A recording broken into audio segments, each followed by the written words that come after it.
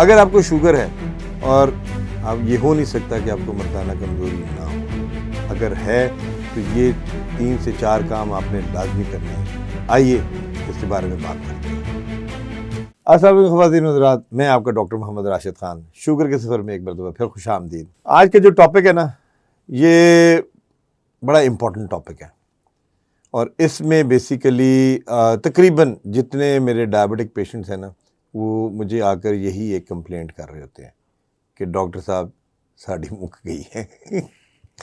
मुक गई का मतलब क्या है कि हमें मर्दाना कमज़ोरी हो, वो बीवियों के काबिल नहीं रहते, बहुत ज़्यादा प्रॉब्लम्स होते हैं।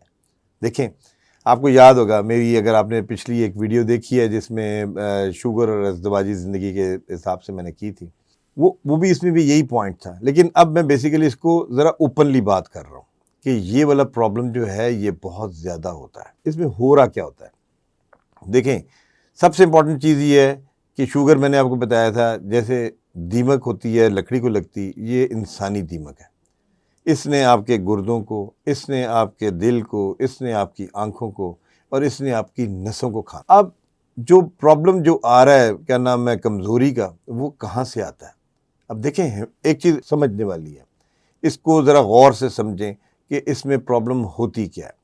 अब इसमें जो ब्लड तो ज़ाहिर है चल रहा है ना, खून आ रहा है, चल रहा है, जा रहा है, सारा कुछ हो रहा है, लेकिन इसमें मसला ये होता है कि जो नसें हैं ना हमारी, ये बेसिकली हमारी खून की नालियों को कंट्रोल करती हैं।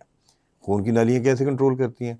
ये बेसिकली जब एक्ट करती हैं तो खून की नालियाँ टाइट हो जाती हैं और उनमें से खून निकलना कम हो जाता है, और जब ये रिलैक्स करती हैं तो खून उसमें से फ्रीली निकल रहा होता है। अब इसमें होता क्या है? अब इसमें होता यही है, जब हमारी नसें, ख़ास तौर पे मैंने उस दिन भी बात की थी कि जब हमारे पैरों में और हाथों में, जहाँ हम ग्लव्स पहनते हैं, दस्ताने पहनते हैं वो, या जहाँ हम जुराबें पहनते हैं वो, अगर इसमें हमारी सेंसेशंस कम होनी शुरू हो जाएं, इसमें महसूसात कम शुरू हो जाएं, तो समझ लें कि हमारा दूसरा मसला भी ख़राब हो रहा है।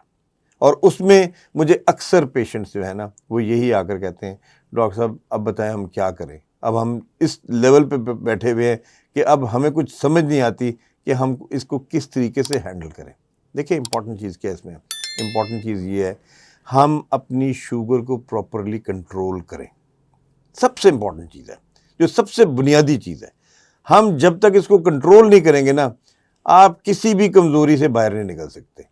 आप ये देख लें, बाज़ार में आपको हर किस्म की दवाई मिलेगी, कोई वियाग्रा होगी, कोई कोबरा होगी, कोई पता नहीं क्या क्या बलाएं फिर रही हैं, लेकिन वो आपको शायद वक्ती तौर पे कोई 1 आधे घंटे के लिए या 15-20 मिनट के लिए कोई इफ़ेक्ट करती है, लेकिन उसके बाद फिर प्रॉब्लम क्रिएट करती है, अपना काम छोड़ देती है वो।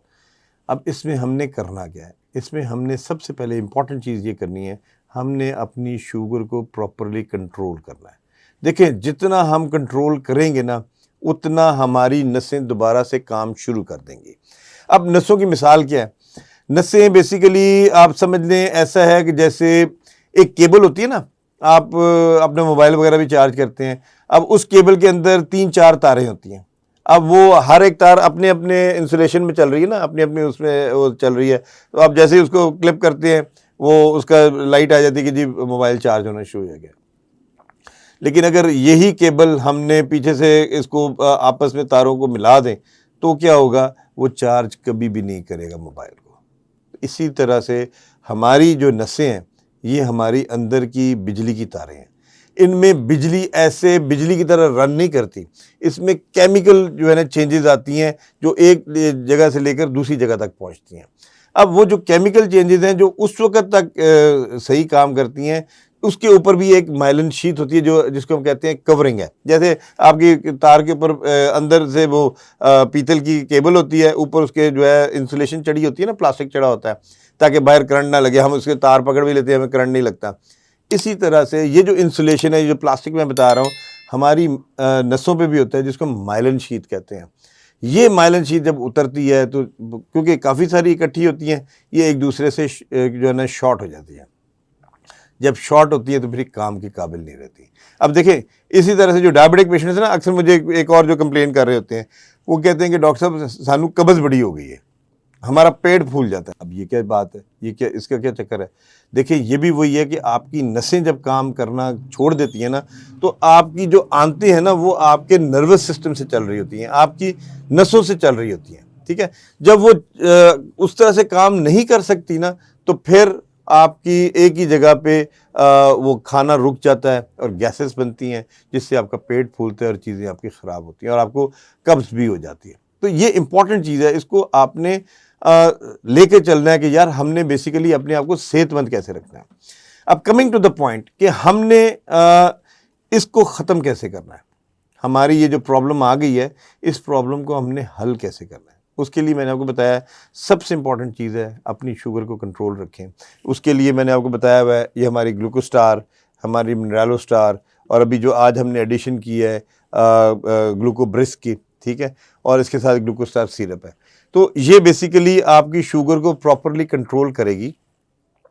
और उसके साथ हम फिर कुछ ऐसी मेडिसिन भी देते हैं जो कि आपको अंदर से आपकी नसों के लिए एक खुराक होती है, और उसके खाने से वो भी 100% जो है हर्ब्स हैं, ठीक है ना।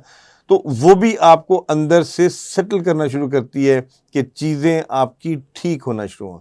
और मैंने जो जितने पेशेंट्स में इस्तेमाल करवाई है ना, मतलब उसका असर तकरीबन कोई 10-15 दिन के अंदर ही उसका रिजल्ट मिलना शुरू हो जाता है। पेशेंट थोड़ा सा बेहतर होना शुरू होता है, वो उसके अंदर सेल्फ कॉन्फिडेंस आना शुरू होता है, क्योंकि इसमें पेशेंट अपना कॉन्फिडेंस लूज़ कर जाता है बेचारा। क्योंकि अगर दूसरी साइड से रिक्वायरमेंट है और आप वो रिक्वायरमेंट पूरी नहीं कर सक रहे, तो जाहिर है आपने डिप्रेशन में ही जाना है, आप परेशान ही होंगे। तो इसलिए मैं आपका इस लिहाज से आपके साथ साथ हूँ, आपका कोच हूँ, आपको समझाने वाला हूँ कि नहीं, हमने इसमें से निकलना है और पॉजिटिवली निकलना है। तो इंशाल्लाह अगर आपको ऐसा प्रॉब्लम साथ हो रहा है तो आप, मेरा नंबर भी आपको नज़र आ रहा है, मुझसे ज़रूर रब्ता करें। मैं आपको इसमें बताऊंगा कि हमने आपको किस तरह से इसमें से एस्कॉर्ट करना है, कैसे हमने आपको इसमें से निकालना है। उसमें बुनियादी चीज़ दोबारा मैं बोलूँगा कि आपने शुगर को कंट्रोल रखना है, उसके साथ आप वो जो हर्ब्स होंगी वो उनको आप इस्तेमाल करेंगे, और आप खुद देखेंगे, आप खुद मुझे बताएंगे कि वाकई डॉक्टर साहब अब चीज़ें वैसी नहीं रही, अब चीज़ें बहुत तब्दील हो गई हैं, अब चीज़ें जो है, अब हम ज़्यादा कॉन्फिडेंट हो गए हैं, अब हम ज़्यादा बेहतर अपना परफॉर्म कर सकते हैं। तो that is how it is. तो इसलिए हमेशा याद रखें, जब भी डायबिटीज़ होती है इसके साथ ये वाला प्रॉब्लम ज़रूर आता है, अगर हम उसको कंट्रोल ना रखें तो, ठीक है ना। अगर हम उसको कंट्रोल रखेंगे, नियर टू नॉर्मल रखेंगे, तो वो थोड़ा सा टाइम ले जाता है, लेकिन उसमें जो है, जैसे मैंने आपको बताया कि ये अल्टीमेट ट्रीटमेंट है। ये ट्रीटमेंट जब आपने कर लिया तो इससे जो है चीज़ें एक तो बहुत बेहतर हो जाएंगी। उसके साथ अगर हमें सप्लीमेंट्स की भी ज़रूरत पड़ती है इसके लिए, वो भी मेरे पास अवेलेबल है, तो वो भी अगर आप यूज़ करेंगे तो इंशाल्लाह उससे आपकी जो है ना परफॉर्मेंस बहुत बेहतर हो जाएगी और आप काफ़ी हद तक इस डिप्रेशन में से भी निकल आएंगे। तो मुझे उम्मीद है कि आज का ये वीलॉग आपको पसंद आया होगा, और अगर जिन हजरात को इसमें क्या नाम है कोई सवाल हो, कोई ऐसी चीज़ हो, तो वो मुझसे ज़रूर रब्ता कर सकते हैं। मेरा फ़ोन नंबर आपको नज़र आ रहा है, मेरा जो चैनल है इसको सब्सक्राइब कर लें, बेल आइकन का बटन दबा दें और मुझसे रब्ता करें। Thank you very much.